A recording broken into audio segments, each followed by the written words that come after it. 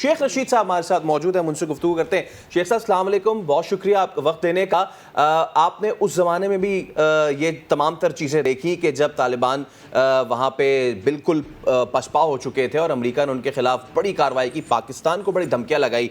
आज पाकिस्तान इस पोजीशन में आ गया कि अब अगर अमेरिका का डू मोर तो उनको जवाब दे सकते हैं। किस काम का डू मोर? 20 साल तो आपने और $1 ट्रिलियन तो आपने अपने मट्टी कर दिए। देखें, इमरान खान वजीर आज़म पाकिस्तान पहले ही कह चुके हैं कि हम अपनी सरजमीन किसी के खिलाफ इस्तेमाल करने की इजाज़त नहीं देंगे और ना किसी सरजमीन को पाकिस्तान के खिलाफ इस्तेमाल करने की इजाज़त होगी। आज मीटिंग बुलाई है प्राइम मिनिस्टर साहब ने सिक्योरिटी काउंसिल की। सो सिक्योरिटी काउंसिल की मीटिंग के बाद बेहतर पोजीशन में होगा फॉरेन ऑफिस, इस पे बेहतर बयान जारी करेगा कि आज सिक्योरिटी काउंसिल में क्या बात हुई और कैसे उसको पाया तकनीक तक पहुंचाया गया। और पाकिस्तान की सियासत जो है उसमें आइंदा आने वाले 3-4 महीने काफ़ी अहम है, क्योंकि पाकिस्तान पर दबाव बढ़ेगा और हमने इस दबाव का मुकाबला करना है। और अगर हम इस दबाव का कर्ज के साथ मुकाबला करेंगे तो इंशाअल्लाह ताला ये अपॉर्चुनिटी है, क्राइसिस में भी अपॉर्चुनिटियां मिलती हैं और ऑप्शन खुलते हैं। सो इस क्राइसिस से हमने बेहतर तौर पर निकलना है और हम अफगानिस्तान में अमन चाहते हैं, इसके अलावा हमारा कोई एजेंडा नहीं है। और अफगानिस्तान में अमन लाने के लिए पाकिस्तान में आज कुछ अफगान 2-3 वफ्द आए हुए हैं और हमारी गवर्नमेंट बेहतर मूव कर रही है ताकि अफगानिस्तान में अमन लाने के लिए अपनी कोशिशें और काविशें जो हैं उसको आगे बढ़ाया जाए।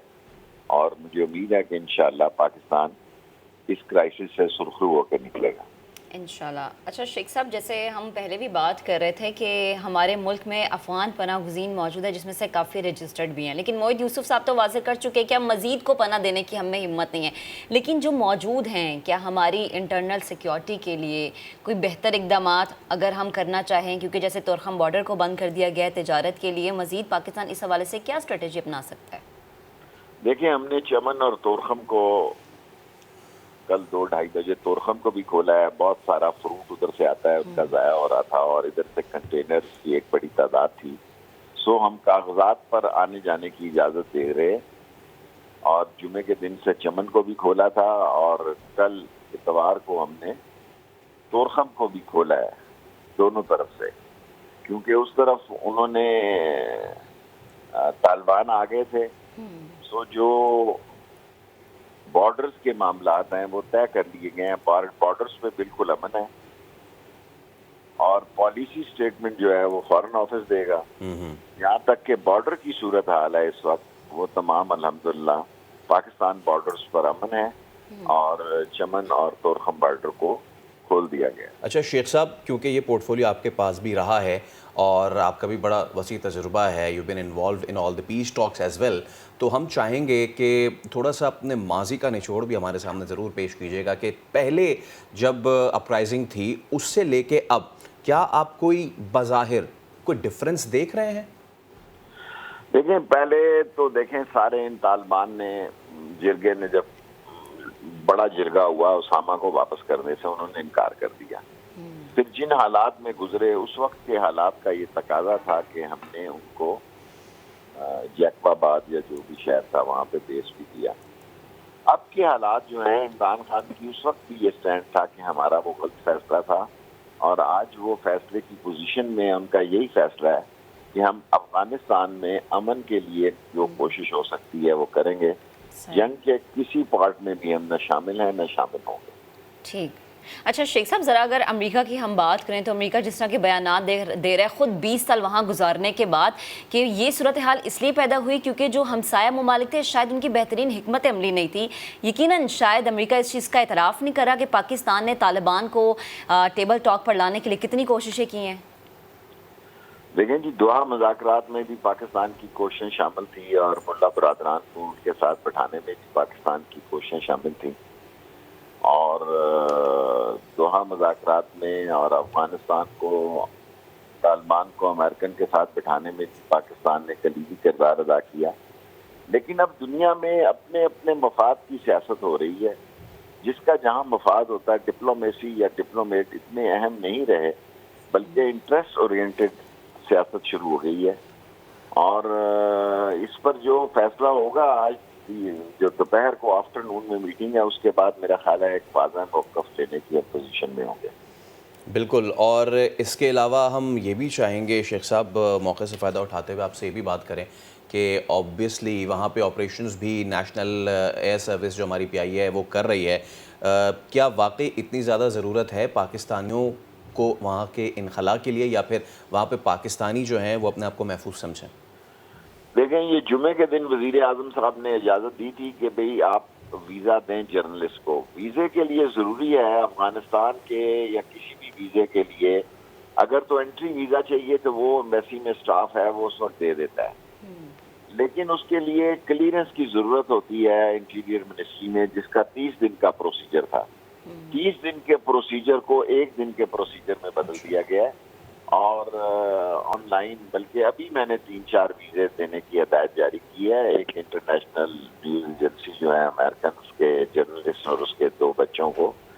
سو ہم ہر اس جرنلسٹ کو جو وایا پاکستان نکلنا چاہتا ہے اس کو سپورٹ کر رہے ہیں اور ہماری ایمبیسی دن رات کام کر رہی ہے. کل کوئی 350-400 2 فلائٹس، ایک فلائٹ لیٹ ہوگی، ایک صحیح ٹائم پہ نکل آئی کیونکہ امریکن انخلاء کر رہے تھے اپنے ڈپلومیٹس کا. اور آج شاید 2 یا 3 جہاز اور جائیں. 2 کا تو میں کنفرم کر سکتا ہوں، تیسرے کا مجھے پتہ نہیں ہے، اپنے پاکستانیوں کو اور غیر ملکی جرنلسٹ کو وہاں سے نکالنے کے لیے. ٹھیک ہے. اچھا شیخ صاحب ایک اور چیز ذرا واضح فرمائے گا. کل جس طرح سے ہم چیزیں دیکھ بھی رہے تھے اور بات بھی کر رہے تھے، آپ کی ایکسپرٹیز کیا کہتی ہیں کہ اب آنے والا وقت افغانستان کے لیے کیسا ہوگا؟ کہ افغانستان کی باغ دوڑ اب ہم دیکھیں کہ طالبان کے ہی ہاتھوں میں رہے گی، وہاں کے جو عسکری معاملات ہیں، جو سول معاملات ہیں، وہ اب صرف طالبان ہی کریں گے؟ دیکھیں وہاں بھی کافی مسائل ہیں. وہاں پہ داعش کا بھی مسئلہ ہوگا اور خوست جو ان کا پروٹیکشن آرگنائزیشن ہے وہاں بھی کوئی مسائل ہوں گے. لیکن یہ فیصلہ تو اب افغان عوام نے کرنا ہے نا جی. میں ایز اے انٹیریئر منسٹر اس پر کوئی بیان دینے کی پوزیشن میں نہیں ہوں، ورنہ ابھی یہی بیان جو ہے وہ انڈینز اور دوسرے ویسٹرن میڈیا اس کو بہت اچھال دے گا. اس لیے میں خاموشی پہ یقین رکھتا ہوں اور گراؤنڈ پہ میں کام کر رہا ہوں اور صبح سے دفتر میں بیٹھے یہ کام کرے تاکہ جو پاکستانیوں کا انخلاء ہے سفارت خانہ تو وہاں رہے گا، زبردست کام کر رہا ہے اور جو فارن جرنلسٹ ہم سے ویزا مانگ رہے ہیں ہم اس کو 1 دن میں ویزا دے رہے ہیں. اچھا. اور شیخ صاحب کیونکہ آپ نے اپنی گفتگو میں ہی بھارت کا ذکر کیا ہے تو اب اس کی بات کرنا تو ناگزیر ہو گیا ہے. ہم کل بھی دیکھتے رہے اپنا یوم آزادی بھلا کے وہ سارا دن اپنے میڈیا پہ بھی چلاتے رہے کہ طالبان کا قبضہ ہو گیا ہے. اوبویسلی بہت بڑا ٹلٹ ہے، بہت بڑا شفٹ ہے پالیسی میں. تو آپ کیا سمجھتے ہیں بھارت کے رویے کو آپ کیسے دیکھ رہے ہیں ایک ایسے وقت میں کہ جس وقت پوری دنیا کا فوکس ہونا چاہیے کہ وہاں سے انٹرنیشنل کمیونٹی ہے اس کا باحفاظت انخلاء ہو سکے، بھارت اپنی ان اونچے ہتھ کنڈوں سے خطے کا امن داؤ پر لگا رہا ہے؟ دیکھیں پاکستان کو وہ اندر سے نقصان پہنچانا چاہتا ہے، ہائبرڈ وار سے بچانا چاہتا ہے، میڈیا کے ذریعے وہ ایسی سوشل میڈیا کے ذریعے، اور محرم الحرام آ رہا ہے آگے.